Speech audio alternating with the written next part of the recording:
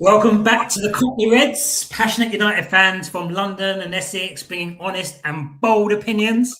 We're here after the Manchester derby. We won 2-0, should have been 5. And if you're a United fan, give us a like just for that alone. And do hit the subscribe button. But today, myself, Fudge, I'm joined by PT, and I'm also joined by Antonio. How are you, boys? Fucking on top of the world. Where did that victory come from? Yes. Go, Antonio. I'll let you go. Did you see that coming? No, I definitely didn't see it coming. No, there's no way. I didn't see that coming at all. Where did it come from? I think a combination of things. Obviously, we'll go into more detail, but I think the emotion. Carrick kept on talking about the emotion. He was saying that the boys were really eager and really hungry to put things right, like they were, and he was just hoping that the emotion didn't get too much for them. And then number two, the setup. I don't think we had some sort of. I'm not saying. How do I say it? I don't want to say Carrick is not a tactical genius, but it's kind of just stripped it down to the basics. Like, let's fight for the ball. If the wingers have got it, which is their strong point, Doku and Semenyo, let's double up. Let's do stuff like that. Let's be good in transition. And yeah, we just didn't have someone in the dugout who's now gonna overcomplicate things and put players in positions that they can't play in. Do you know what I mean? Put in our strongest players in positions that they can play in, and we excel. Bruno's in the 10. We excel. We're playing a 4-2-3-1 that people are comfortable with. So I think the emotion and the tactics come together and just boom, we just got them. What about you, PT? I know obviously you were hankering for a change in management for a while. Didn't go too well under Fletcher, but Carrick gets the win straight in there. I mean, what did you put it down to? Look, one of the things that I'd noticed over the past 14 months, and it made me think back to when Ollie took over, is he wanted the players, and he said it openly, to enjoy playing football. And you could see some of the plays, they was enjoying playing football, man. And I ain't seen that in so long. Forget the tactics, forget the strategy. Go out there and enjoy playing football. And they did that at the weekend. Some of the little passing plays that we had, I don't know if you noticed that in about the 60th minute, some of the little passing plays on the left wing, we haven't done that in God knows how long. So I think they just took that opportunity to go out there, have a bit of fun. I think they listened to some of the back chat that they had from some of the stars, i.e. Keane, Butt, Scalzi, and threw it straight back at them. And I loved it. I absolutely loved every minute. It felt like Man United of old. It actually felt exactly like that. Because to play a team like Man City and to play them off the park, especially as this is a team that had, I don't know what they're doing in the league, but they just won 10-1, whatever it was in the FA Cup. Oh, yeah. They just smashed Newcastle at St James's Park, richly bullied them, should have been 3-0 for them. They were in good form. Yeah, good form. And no word of a lie, yesterday 2-0 flattered Man City. The fact that we have 3 goals disallowed, that last one was just ridiculous in my opinion. I don't understand that it was offside. It's the only one they didn't show VAR for, by the way.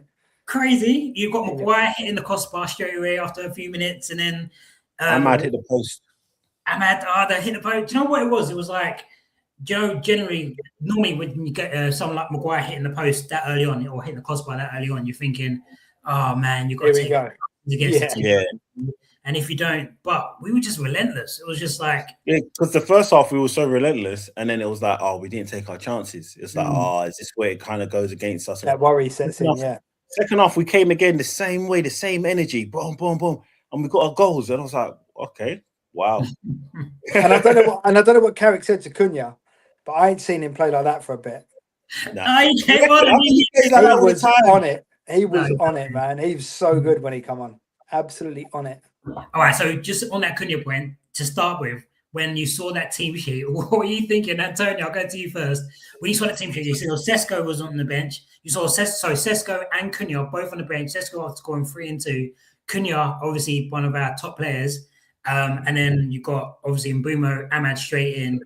I mean, that was quite a bold. That's quite a bold call. That's what I was about to say. You're asking me. I rated it a lot. because it was like, okay, fine, you're going to have managers that are going to come in and they're going to do their thing, and sometimes they tend to just play the players that people expect to be playing, maybe big money moves and this player, or you don't really want to upset that player because of ego.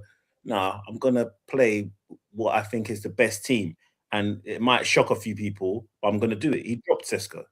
He dropped Cunha. And he's actually within his right to drop both of them. Cunha's record for United so far has been not that good. David's going to disagree when he comes on and everything like that. Obviously, I plays, but his shots to goal ratio is absolutely poor. Shocking. Yeah. No, this isn't a bashing on him. He's a good player, but I'm just saying he hasn't. If he's on the bench, he can understand why he's on the bench. Sesko, he's got no complaints. Yeah. Sesko the same way as well. I mean, he's popped up a couple goals of Burnley and he's done well and everything like that. But you can see this is a player who's quite shy. Do you know what I'm trying to say? And Carrick said, he was just like, look, I want a team I can put out there with a bit of experience in these kind of high-profile games who's going to really understand it and really get it. And when Bremer, I was like, that actually makes sense, because if there's any person that I want a chance to fall to in the final third, and we get a chance to score, it's in United, it's either Bruno or Mbeumo. So those two need to be as close to goal as possible. Sesko, I haven't fully got full confidence in him at the moment that I'll say, I can put a banker, he's going to pull it away and this and that. And the same with Cunha, it can blow hot and cold. But those two, I put my absolute trust in those two to deliver. And I think it was a masterstroke, really, like to put Mbeumo there. And he's just come from AFCON and he's always played wing. He's never really done centre forward. I think, to be fair, Bruno and Mbeumo were both kind of like, it was almost like a 4-4-2 anyway. But big calls. I loved it. Big calls, and it works. It's big calls, man. And they're good calls, to be fair. It makes sense. No one can complain. Yeah, I mean, especially after the fact, because like you're saying, those to drop those people, and if it didn't go right, then you know all of the stick, all the abuse that would have gone his way. I mean, PT, what were you thinking when you saw that lineup as well? I was a bit shocked, I'm not going to lie, because when Sesko wasn't scoring, we kept playing him. The minute he starts scoring, he's been dropped. So I was a bit like, he's on a bit of a run. Why would we drop him now? But the thing I like about Carrick so far, obviously it's only been one game, he picked a team based on the opposition he was playing.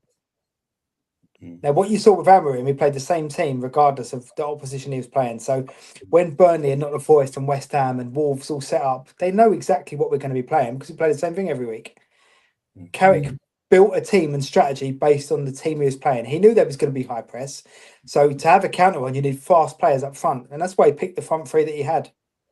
So it perfectly fit a team that high pressed us. Now, if we go next week against Arsenal with a high press, I expect him to go similar. The week afterwards, we go against a team with a low block, I expect the likes of Sesko to be in there because they play better in that role. And that's what I think we're going to get better with time, with Carrick in charge. He will play towards the position that we're playing against. So I loved it. it. Yeah, definitely bold and definitely showed, like you said, that he thought about the opposition that we're playing against. He had an idea. That's what my first thought was, that he's obviously got a plan in place here, which was just great to see. And to see him outclass Pep in that way, just magical. But I mean, to Antonio's point as well, in terms of having finishes there, in terms of Bruno and Mbeumo, for me, Ahmad as well. When Ahmad went through one-on-one, there was no doubt in my mind that he was going to take it past him or he was going to score in that situation. It was a shame that it was offside. But, I mean, we can go through the first goal here. Who was the first goal? The first goal was Bruno to Mbeumo, wasn't it? Mbeumo. Like, Bruno. I think people underestimate like Bruno. I don't even know how he gets so much stick, because this is like people will only appreciate probably when he stops playing football. This is a top footballer, man. This is a top footballer. There isn't a chance creating player like him other than Kevin De Bruyne. Literally, other than Kevin De Bruyne, those two. And don't forget though that De Bruyne is playing in one of the best teams, right? Yeah. You put Bruno in that position. This ain't about Kevin De Bruyne. I'm just putting it out. He is a chance creating machine. When he went through, it's like, I think, the normal person will probably go, all right, Ahmad there. But he's thinking, you know what? If I give it to Ahmad, one, he might score, he might not. 2, it's going to be played on his right side. He's eventually going to have to cut back in, and the space is closed up. When Mbeumo's made that run, I'm going to pass it into the path of Mbeumo. So it's a reverse through ball pass. And Mbeumo, instead of him even to take a touch, he lets it run across his body. And then he's gone first time, boom. First time as well, yeah. If he touches it, it gives the keeper time to settle, and it gives the defender. He doesn't touch it. He lets it run across his body. These are top footballers, man. Yeah. I thought that first time finish. I was going to say, Bruno right now is putting his name up to being the best player in the Premier League. And I'm not 100%. Yeah. And Keane said something. There's not much I agree with Keane with, because I think he's a fucking idiot. But one of the things he said was, if someone gets the ball on the pitch in that position, there is no one else you want on that ball other than Bruno Fernandes. That's why I said at the beginning. Because we knew that the ball was going to be okay. It's just whether the person on the end of it is going to finish it or not. That was the difference. And that's what he thought about. Was going to be bang on. That's what he thought about, because he could have, even Dorgu was there on the left as well. Yeah. I was thinking at the time, Dorgu just get out of the way. But Mbeumo is the banker. Mbeumo is the banker. You know full well he's gonna put that away. Oh, yeah, Dorgu surprised me though, man. He had a great game. That guy's 4 lungs. I'm telling you, the guy's got 4 lungs. He does not stop. And I love that. I got time for that. He's got he was everywhere. And I mean, there was that chance as well. Do you know when you sing Dorgu get out of the way? There was that volley that I thought Mbeumo was going to go for, and then Dorgu left it. He left it. I was thinking, oh man, what was it good? But to think as well, I mean, I mentioned all those offside goals, the amount of times we hit the crossbar. They were saying that their man of the match would have been Donnarumma as well. Because he was good. He was good. When Casemiro sat him down and then he's still going to save us, like, oh, bad luck. He was good. Most of the shots that he saved was directly at him, I'm not going to lie. But he was definitely their best player by a mile. And that says a lot for them. Yeah, he was good. Dorgu, do you think, I mean, like for football, I guess we'll go into the Arsenal game a little bit, but would you play the same team then against Arsenal, or would you switch it up a bit? Based on the opposition, I'd play the same team. They're going to play the similar way, the high press, trying to get the ball early. Play the same team. We've got every chance of counter-attacking them. They're just as susceptible to counter-attacks as City are. Maguire would do well against Gyökeres, I think, and Martinez is just... Listen, we've got nothing to worry about with Gyökeres. That guy's trash, man. Who would start centre forward for Arsenal, though? Gyökeres. And that guy's shit, man. He's terrible. Unless they start a Marino or a Jesus. Oh, I don't know. I'm not sure, you know. I think Arteta might switch, because they've got all of them fit now. Yeah, they got Jesus fit, they got Havertz fit. Listen, Marino fit. Gyökeres is not a bad player, but I think we all thought in the back of our heads when they signed him, he's not the right player to fit that system that they play. He's not going to get the ball. He's not going to play balls in behind. Arsenal don't play like that, so we knew it was going to be difficult for him, and it's turned out exactly that way. I think they might go Moreno or Havertz or something, or Jesus, man. Or Jesus, yeah. Jesus is better in that position than Gyökeres is. All right, before we go back onto that game then, I mean, in terms of this game, you obviously saw Mainu back into midfield alongside Casemiro.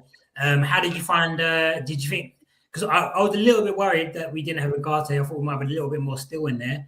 But Mainu, first game, I think he might have played a full 90 minutes. I mean, what did you make of his performance? He did well, and I'm actually happy for him, to be honest. He did well. He did well. It's like Mainu of old. It's getting on the ball, turning, passing. He did well. He did really well. I'm happy for him, because I thought his time at United is basically done. Do you know what I mean? So, no, I think he did very well. He will definitely start next game, and probably games after that, to be honest. But he did well. He did well in that position. Yeah, what did you think, PC? I think, well, it goes a number of ways. But firstly, I think he got covered a lot. I think Casemiro was unbelievable yesterday. Unbelievable. So he got covered a lot. But what I did like about him is that normally he lasts 60 to 70 minutes tops and he's dead. But some of the times yesterday, late on, we was getting countered slightly and he was still running back. That's old Mainu as well, if that makes sense. Because we've seen him jogging and we've seen him walking, and it was nice to see him back running. But his time's not done. He's done some dodgy things with some of the posts, and he's a young kid. It's different when it's Rashford. I just felt like with Amaron still in charge, he was struggling for game time. I agree. You know what I mean? But what I'm saying is when Rashford does a dodgy post or Sancho does a dodgy post, They're like 24, 25, 26 years old. Do you know what I mean? 27. Mainly for a young kid. He's going to make mistakes. So I'll take that because I think he's a great player. I think there's a great player within him. When Rashford's making weird tweets, I'm not accepting that because he's a grown man and he can make decisions. Mainly he's a young kid. So But we've got to accept that. And where he was as a club, I think he had every right to fucking start moaning. Do you know what I mean? With what we were seeing, he must be sitting there thinking, how am I not getting a chance looking at these lot playing? How am I not getting a chance? No. To be fair though, it was the formation. So apparently Casemiro and Mainu have only started together 4 times before yesterday, which is crazy because when you think about it. Well, they said they couldn't play together, didn't they? You couldn't. Apparently, Amorim said you can't have Bruno and Bruno and Mainu in the same team. Yeah, and that's because of the formation. I mean, if you're playing that formation, fair enough, because you needed. Because you only got a 2-man midfield, right? Yeah, exactly. So I mean, and no one plays 2-man midfield. No respectable team plays 2-man midfield. Sort it out. You got 4-2-3-1 though, so it's kind of like. No, it's not the same. It's not the same. It's not the same though, is it? The reason why it's not the same though. The reason why it's not the same is because when we were defending yesterday, we was playing a 4-4-2. You had Bruno and Mbumo that were the 2, and they were pressing like anything. Like the two wingers were dropping in. They were filling in.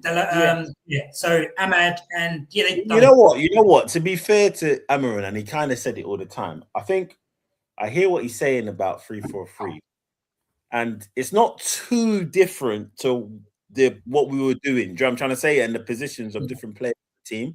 So I'll give that to him because he kept on saying it because he was just like, "Oh, we're playing 3-4-3," and everyone was like, "Why are you playing this? Why?" And he's like, "If they can't get this, why would they get anything else?" So to me, when I'm looking at the players, I'm almost starting to question whether his message was getting across to the players on what he wanted them to do. Because to us, it was just like, you're just setting out this formation. It just looks like whatever. But if you think about the players in certain positions, we should be able to still be effective if the players are, because we got the 2 10s, right? Yeah. But we've got 1 10 now. Do you know what I mean? With Bruno, and he was dropping back. So it's not like there's just 2 centre midfielders isolated, but where was the 2 10s when, do you know what I mean? We're playing 3-4-3, but forget about that anyway. I think maybe it was just too much information But even me, on like when I used to play on the Sunday League, I was a right winger. Whenever I got over on the pitch and they said, "I'll put you playing right wing back," I was like, "No, I'm not doing that." Do you know what I mean? I'm not doing that. No chance. And the same thing must be going. We forget that these people are human beings, man. No, but you know what it is? It was the simplicity in it as well. So, like you're talking about in terms of the changing of formation, which shouldn't be too difficult for professional footballers, but maybe just that split second of difference. Like if you have that uncertainty, that's where someone like a Man City can kill you. Because this time it seemed like they knew exactly where they needed to be. And even the replays I saw yesterday, Fudge. Yeah, I was looking at it on Match of the Day, and it just looked like every player knew exactly what to do at exactly the right time. Yeah, some of the filling in they was doing was. That's what I was gonna say. Yeah, when you saw like covering the passing lanes and things like that, like that wasn't happening before. That wasn't happening. And there is a little bit, especially when you've got 3 at the back. I think, especially for those centre backs, the right centre back and left centre back, you are asking some of these players who've probably never played 3 at the back before some new things of them, and it will take a lot of time. And if they haven't played there before as well, it's going to be foreign. Do you know what I mean? It's going to be so different. It's like, because if you're right centre back and left centre back, you don't overlap, do you? Do you pull out wide? If you do pull out wide, he wanted them to press up into the halfway line, didn't he, to win that ball early? But that would just leave us so open at the back. I think I knew he wanted that as well, because I've seen 3-4-3 be very successful with like Tuchel and stuff and Conte. So I knew that's what he wanted to do, but the players weren't comfortable with that. No. He's stepping in, being very aggressive. I remember Rudiger doing. And you've got slow centre backs. Don't forget, we've got slow centre backs. If we're realistic, we've got Maguire, De Ligt. They're not quick. Yeah. I think the message was getting across. I think the message was getting across. Yeah, that's what it wasn't. I don't think the message was getting across, to be honest. But yeah, I think Carrick just really simplified it. Really, do you know what I mean? Like gave them 1 or 2 instructions that you need to do. Okay, this is where we're playing. This is what you're doing, and everyone's fairly comfortable because they've played these kind of formation before. Do you know what I mean? So, credit to Carrick, credit to the team, credit to the boys really, because it was against us. They had a good team. Haaland, Rodri was playing. Foden was playing. Cherky came on. They got their new signing, Semenyo. Yeah, They got Doku. Dorgu. They had a good team. Listen, Cope said to me at half time in the chat, I don't know if you saw it, that we should take Dallet off. And I said, no, Dallet's having a good game. And he put a laughing face on having a good game. He had a great game. Doku didn't get a sniff. It's because him and Ahmad works in brilliantly. I thought. They did. I think Doku didn't have a sniff all game. If Ahmad didn't double up, then we might have been in a bit of a sticky one. Of course. But most right backs would be against Doku, right? He's a fucking good player. The only time I was nervous about Doku on the ball was when he came inside of it and then he got isolated with Casemiro. And I was thinking, right, there's a bit of space. He put him down. He dropped him. He put him down. I was like, no, we're not going to this. Did you think it was a red card? That's what I was going to ask you about. No, I didn't. I actually genuinely didn't. Because I think in this day and age, I can understand why people are questioning it. But he got the ball, and I hate this follow through. It's like, you need to be able to challenge for the ball. The ball's not on the ground. So if the ball's going to hit you in the knee or you're higher up in the leg, that's what's going to, like, if you're kicking for a ball, you're not always going to kick the ball when the ball's on the ground because the ball's not always on the ground. I'll tell you what, honestly, I don't know. I was very surprised, man, because I was surprised because in this day and age, the law of how it is now, that's a red card. Exactly. Sorry, I don't want it to be, but that's a red card. And you know what it was? Dogu was just so quick. He was just literally so quick, and Dalio was just like 2 seconds late because he's gone, and he just left his leg there, and it's gone on his knee. Yeah. I agree. Us old school people don't think that's a red card. In the letter of the law, I've seen Xavi Simons go for Spurs a couple of weeks ago for slightly less than that, and he went straight red. Yeah. For me, it's not even. I mean, I was going to say it's not a foul. Okay, I'll accept a foul. I thought a yellow card was harsh. I thought yellow card was harsh. I thought you kick the ball, you've got the ball, and Doc is a bit quick. But you actually still got a nick on the ball. When you're going for challenges, even if you're slipping, wasn't Caicedo's one a bit like he's gone in there and then he's tried to almost pull back and he stepped on. I think it was against Arsenal, and he got red carded.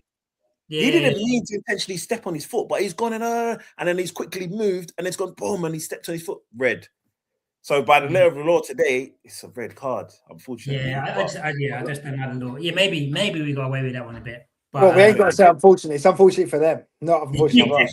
It's unfortunate for them, man. It's unfortunate for them. Okay, so obviously Carrick started off like in the best possible way. We know we've got Arsenal coming up next, which I will touch on. But do you feel like, I mean, I guess the key will then be the games after that, where we're not when we're going to have a bit more possession.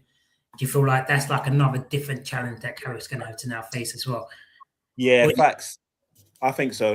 For me, I said before when he got named in, I said because I was already saying I think Man City, Arsenal, I didn't think we was going to get much out of those two games. So I said his whole tenure is going to start after those games because we can't. I don't think it's fair for him to just come in and us to judge him with Arsenal and Man City. Fair play, he's going to beat Man City. I don't know what he's about to do with Arsenal, but he's really going to be judged on those games because if you look. Even when we've had Amorim, we've had Oli, and we've had these different managers, these big games, it doesn't take much sometimes to motivate these players. Even if we've just had probably like 5 losses, we'll still turn up. It's when we start playing the Wolves, the Burnley, the Palace, and where we think we're supposed to be winning them, and we don't. And that's when we get really annoyed. We might win this big game, but it's those games where you're expecting, all right, can we now go on a run? Can we beat these teams? Because if we're playing like that, every single week, there shouldn't be a problem. But unfortunately, that doesn't happen. I don't know why. So I think that's when the real test starts. Whether he beats Arsenal or not, I'm not even too, because Arsenal's the best team at the moment in the league and we're going to the Emirates. I mean, if we beat them there, I think the whole world's going to go crazy. I mean, United. Sign him up. You know what I mean? You'll need to say, but you're right. We'll have to see the next game after that. Yeah, the next game after that, that's when I'll be like, all right, cool, Carrick, let's see. Who we got after Arsenal? All right, so after Arsenal, our next 5 games, so for February, we've got Fulham at home, Tottenham at home, West Ham away, Everton away, Palace at home. That's where this is what I want to know what's going on. Those are the games I want to know what's going on. Because Arsenal, I don't know. I can't expect too much from him. Do you know what I mean? But let's see. Let's see. I'll ask because Antonio, I spoke to you before, but PT, where'd you head at in terms of? I asked them last pod if you're more optimistic or less optimistic about how the season's going to finish after Amram got sacked. And this was before Carrick's first game, and most people were kind of leaning more towards a bit more pessimistic about where the season's going to finish after Amram's gone. Obviously, one game can change a lot, but in terms of where things are now, then I mean. Are you more optimistic about how things can finish this season than you were a couple of games ago? Absolutely. I'm more optimistic because he's playing the style of play that clearly works for this team, that clearly the players are more suited to, that they want to play, that they're comfortable with. I had a chat with an Arsenal fan, a long-term friend of mine, an Arsenal fan earlier today, and I said, look, if you play how you're playing today, or they was yesterday, and we play how we played yesterday, then we win. Then we beat you. It's straight up. We play like that against most teams in this league. We walk away with wins. So this now comes down to exactly what Antonio said. If we can have consistency in this team, playing like that and getting ourselves up for every game, like we did against City yesterday, then we beat most teams in this league. In fact, I think we beat every team in this league. All right, Simple as that. I've just not seen it. So I've not seen us play like that in such a long time to think that forget all the bullshit, all the tactics, all the other shit that comes with it. You put your heart on the line and your body on the line, and you're at every opportunity trying to attack the opposition, you'll come away with something. And that's exactly what we did yesterday. We put everything on the line. We wasn't tactically better than them. It was quite equal. It was just we was willing to do the passes they wasn't willing to do and get behind and take a chance and take a risk. We haven't done that in so long. We've been going backwards and sideways and back to the goalkeeper. We wasn't doing that yesterday. We was playing balls behind, balls forwards, and we need to do that every week. And if we can consistently do that, we've got every chance of finishing top four. Every chance. On that bit that you said, I think definitely something was said to those players like, look, I don't know if it's the occasion or Carrick said, like, you guys step up, believe you can do this. That second goal, a couple games ago, Dorgu's not going for that ball. No, I don't even remember. He's not going for that ball. And it annoys me. Even Cunha, when he got the ball, he would have turned back and gone back to Ahmad. Yeah, and he He thought and chucked the ball in there on the off chance that someone's going to be running in. Yeah, I think it was playing against, was it Burnley when Bruno got the ball and he was almost directing Dorgu to make the run because you guys are not making the runs. Dorgu to that desire to just get in the box and he did it yesterday. He did it yesterday as well, Anton. I don't know if you saw it, but when City passed it away and they gave it straight to Bruno, and he passed it across for Mbeumo, but Mbeumo took a step back when he should have been taking a step forward. And they was like proper going at it with each other. But I like that. I like the fact that they did that. They got pissed off with each other, and then 10 minutes later we scored, and they was all over each other. I love that. I love that. Time for that. So, Antonio, have you raised the ceiling? I know you don't. You're not. You're quite. I don't know what the word is, but you're level-headed, I suppose. So you don't get giddy over one result or anything like that. However, based on that victory yesterday, because we weren't expecting it. Have you raised the ceiling of where you expect us to finish, or where you think we might finish this season? It's still too early for me to change what I predicted. Don't tell me you're not getting a little bit carried away, tiny bit. I need to see. I've been here before. We've been here before. We've beat these teams in like hard times. Carried away, to be fair, but yeah, no, I've seen it before. That's why I'm like, you know what? Even ignore Arsenal game, even though it's our next game. Let's go in and try and win. But it's after that, that's when I can really see. We've been burnt too many times. I get that. Yeah, let's see how many out of those next 5 games, how many points can we get? Because to be honest, right now, he's even exceeded expectations because I thought we are getting 0 points out of the next 2 games. Do you know what I mean? If anything, maybe. But the thing is, now you're sitting there thinking, hey, wait a minute, we can bang this Arsenal team. Playing that again, we've got every chance to beat them. Yeah. Well, okay, so you said top 4, and you're saying still like top 6 anyway, 6 to 8. Yeah, 6, 8. I said 6, 8. So yeah, let's see how we come out of these games. I mean, we had pretty good results this weekend in terms of how things could have gone. Like you had Liverpool drop points, Newcastle drop points, Villa have just lost. I can't lie, I'm not really watching the other teams, you know.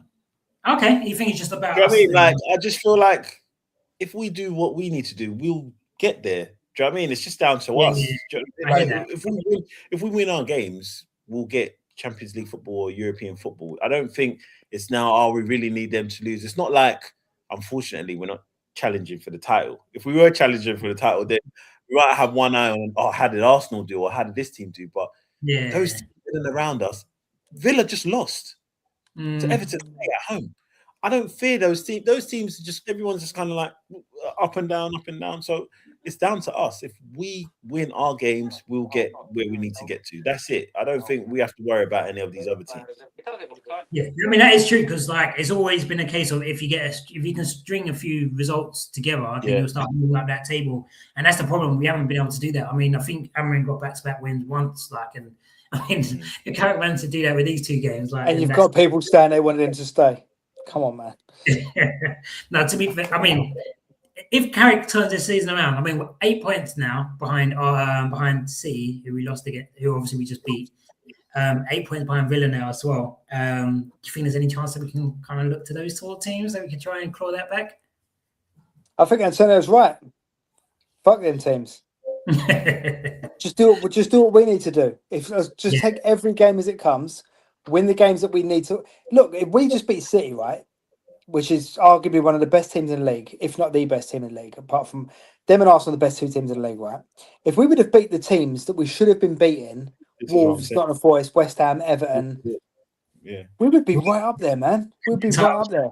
So for me, that just reinforces the fact that Amarim, his stay was way overdue. Way overdue. It should have been gone ages ago. He's lucky he even got us the second season, in my opinion. That is true. This league, if we can go and play like that against City, we play at 70-60% of what we played yesterday against most of the teams in the league. We automatically win. That's it. For me, that's what take me every most, game as it comes. Just get your team up for it. Go and play. Go and express yourselves. Go and have fun. Stick to the game plan. We've got the quality to beat pretty much every team in this league. But they've not been told that. They've clearly not been told that, because what we saw yesterday is a stark contrast to anything we've seen in the whole 14 months that Amarim is in charge. I've not seen us play like that since Amarim is in charge. Not once. Every single ball, every header, every loose pass, everything. We was on the lot. What I loved about that as well was like our third game, only our 3rd clean sheet of the season.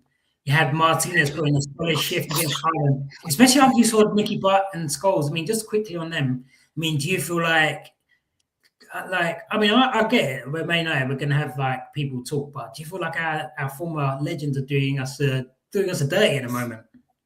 But they're not employed by Man United, so they're not going to. Do you know what I mean? And you know what? This is why great players don't always make great managers. Do you know what I'm saying? They come out with quite flippant comments about Martinez. Martinez has put Haaland in his pocket many a time. He's put loads of strikes in it. So for you to come out and be like, oh man, he's going to carry him on his back and and just like, then I don't think you watch football, because Martinez is a good centre-back, regardless of his height. Do you know what I mean? So what we doing here? I don't even know what kind of conversation this is. Do you know what I'm trying to say? So they're just talking. Do you know what I mean? I don't think we should pay it any mind. Do you know what I'm trying to say? We should just, I think they've got big mouths for people. Yeah. They're automatically putting Johnny Evans and Jonathan Woodgate down. What do they know about the way they coach? Because when they was asked, have you seen them coach? The answer was no. Well, then stop having an opinion then. Yeah, I think we should just all put them in a box. We should just put them all in a box. Roy Keane's got such a big mouth. Have you ever seen Johnny Evans coach? Yeah. No, you haven't. So shut your mouth. It's just cringy, and it's annoying, but you're right. And Nicky Butt, the geezer was bang average for Man United. He was carried by a fucking good team. No, he's a cult hero. Out of that good team, he was probably one of the worst players in the. No, Fudge, he was. When you think of the pinnacle Man United, he was one of the worst. When he got found out, when he got found out, when he left, and he went to Newcastle, he got found out. He was average for Man United. And he's talking about Licher getting like manhandled by Haaland. What the fuck do you know about manhandling Haaland? You've never played that position. You don't know what it's like to be up against a centre back like that, against a centre forward like that. When you're a centre back, stop having such a big opinion. On Martinez, though, maybe unpopular opinion, I'd like to see him step into midfield with Casemiro. Oh, he bullied Haaland. yesterday. Did you see that ball? Wait, who's the ball? Was Fucking it absolutely bullied. Did he And put if the ball? Paul Scholes turns up at his house, like the tweets I've been seeing, he's going to be going. He's going to be going home in an ambulance. The butcher's not fucking about. He can take his little fucking ginger head and take it back home. I want to see him in midfield. You know.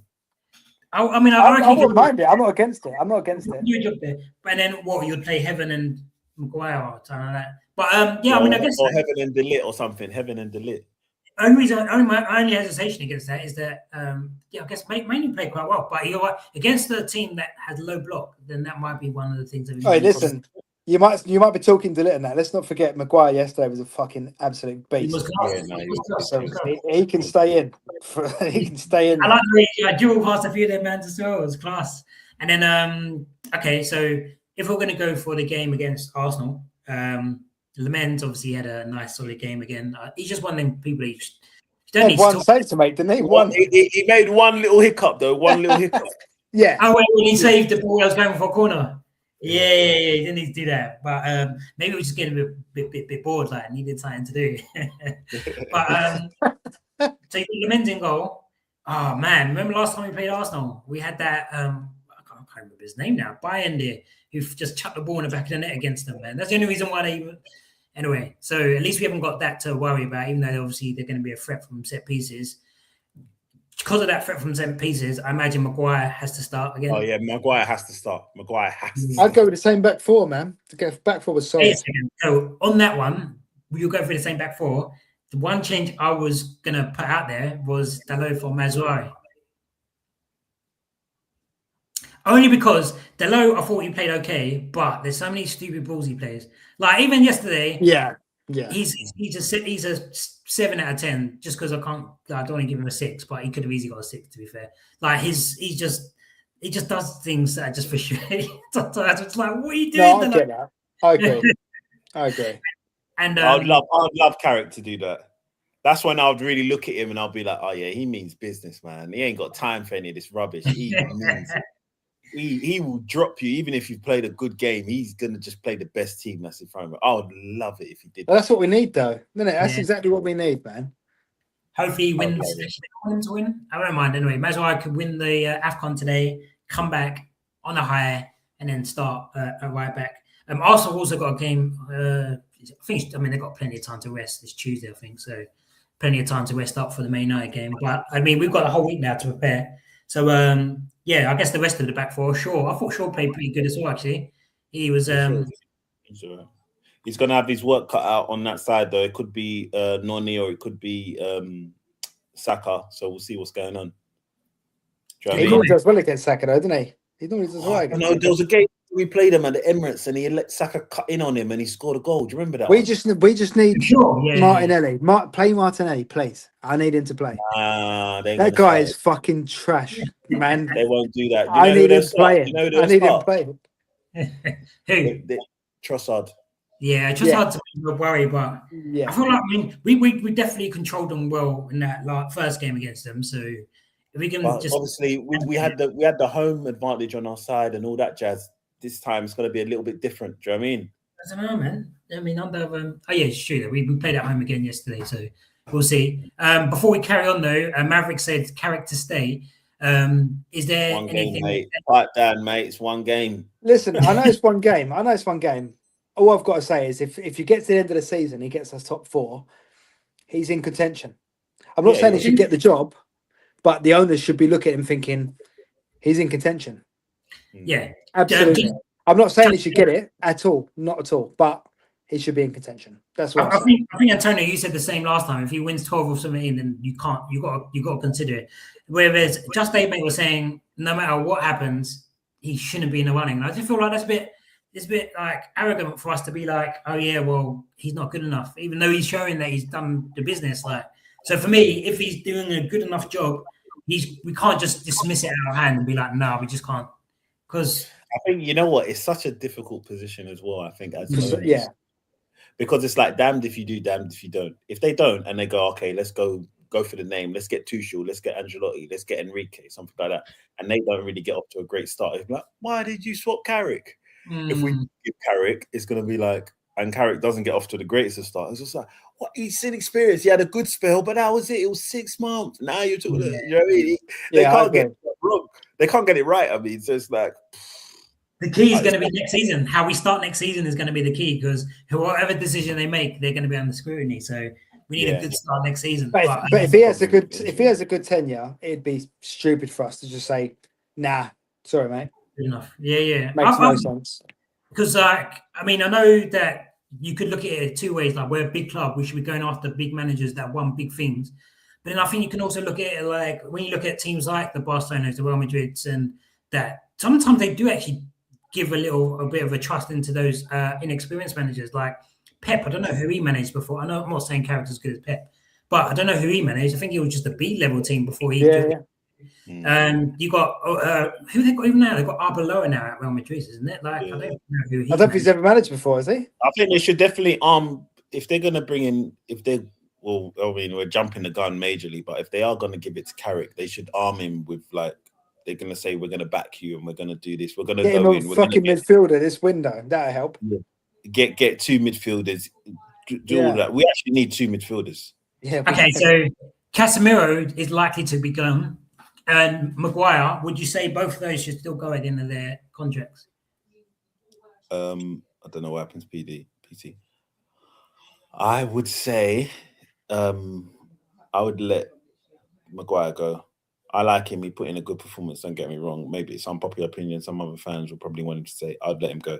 Casemiro, on the other hand, I might give him a 1-year deal. The reason why is because I feel like we've got potentially enough cover in the defence.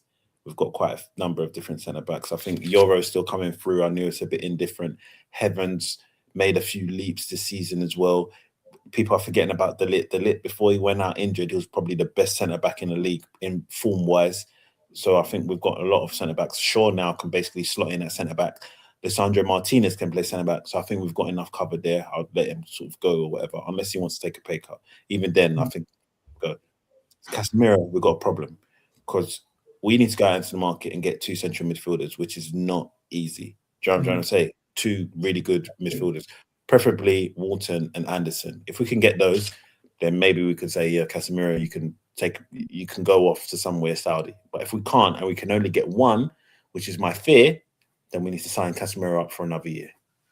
Yeah. No, I hear that. That sound logic as well, because like you mentioned, especially now we're not playing the 3 centre-backs at the moment. Like we've lost one of the spaces as well. So Maguire, as good as he is, I think he'll be better against these teams where we don't have as much possession. Whereas when we have more possession and we need to be playing higher up the pitch, then I think that could be a bit more of a shock. It'll be a problem because he's not quick enough. And then he'll be a bit scared, so then he'll drop deeper, and that gives the team, that makes the team drop deeper, and that makes the spaces between the defence and the midfield too big. And now you're asking Casemiro and midfielders to really run big yards when really we should push right up. And this is what the best teams do. If you see Barcelona, they're up to the halfway line, playing crazy. So it works, do you know what I mean? And if it goes over, then fine, we try to play offside trap, or the defenders are quick enough to catch up. But Maguire, there's no way. Do you know what I mean?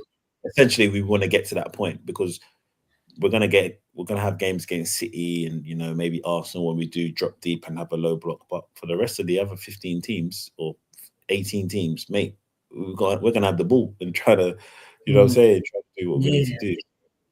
So going back to the starting lineup against Arsenal, then we did the back 4. Would you? Yeah, I think it's the same still, man. So you would play Dorgu left wing again? Dorgu? Oh yeah, probably. Yeah. So Dorgu, Ahmad was class, I think, and I feel like him and Mbeumo just play well. And Mbeumo, you said that he had not a centre forward. I don't know if he's played it for us like that, but he's done it for Brentford a few times, and he obviously. I'll definitely keep Mbeumo there. The only thing is, you know what? If anything, the only person I could swap Dorgu for would be Mason Mount. But apart from, I wouldn't even. I think we might just have to keep him and then maybe just bring on Mason Mount for fresh legs. And Mason Mount's a very clever footballer anyway. I was surprised we didn't start him left, to be fair. But Dorgu now scored and he's industrious. He goes up and he's down and he's pacey. So we could you know, especially on the break, that's when we're going to really want to try and catch teams.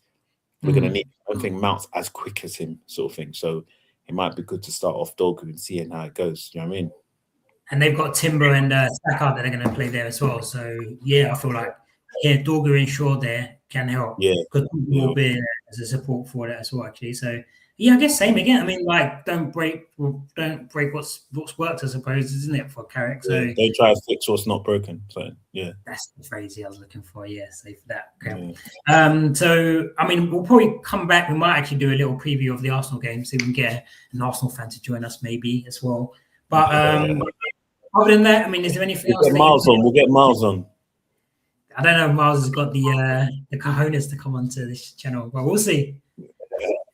Yeah. we'll see. But yeah, other than that, I guess good spirits, isn't it? United fans. Yeah, I mean, man, I've watched some highlights over and over, man. I might watch the whole game again, you know. So, it was good stuff, man. It was good stuff. So if you've liked the result, like what we've seen, do give us a like. Hit the subscribe button. We'll be back with some more stuff before the Arsenal game. So other than that, what we've got left to say is come on United. Come on United. All right, cool.